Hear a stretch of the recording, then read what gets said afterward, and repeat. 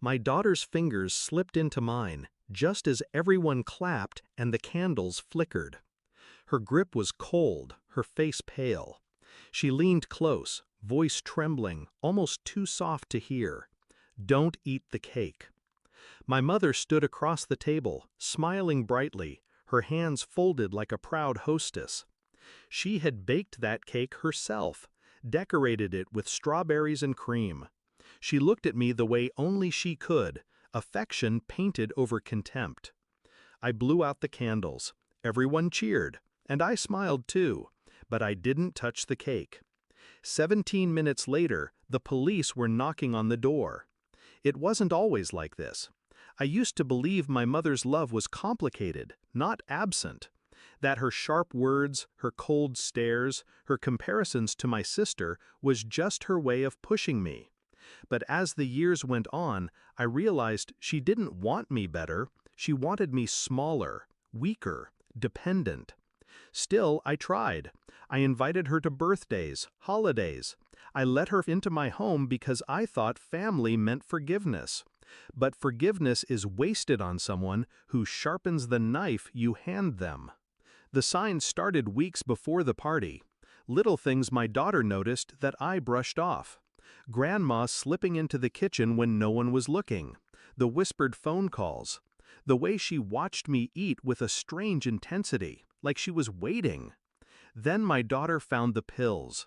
A small bottle in the kitchen trash, half empty, label scratched off.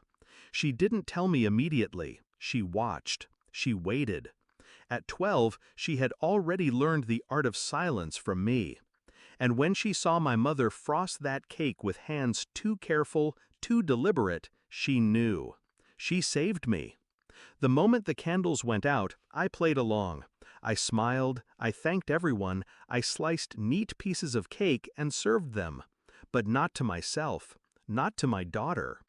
My mother's eyes flickered, just for a second, when I passed her a plate. She didn't take a bite. That was the confirmation I needed. Excuses are fragile. Patterns are not. I slipped into the hallway, phone pressed to my ear. My voice was calm, steady. The dispatcher listened, and then the sirens came. 17 minutes. That's how long it took for their knock to echo through the house. When the police entered, confusion rippled through the guests. My mother laughed too loudly, pretending not to understand. But her smile faltered when they asked her to step outside. A quiet conversation on the porch.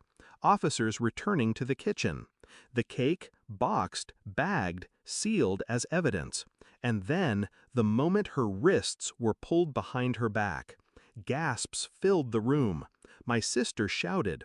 My mother turned to me, eyes wide with disbelief. "You called them?" she hissed. I looked straight at her, my voice low but sharp enough to cut. "You poisoned the wrong generation."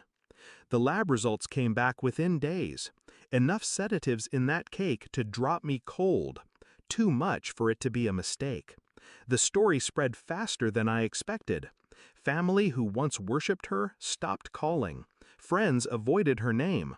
The woman who lived for reputation watched it collapse overnight.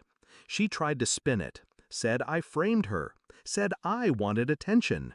But truth doesn't need decoration. Truth sits steady, silent, undeniable.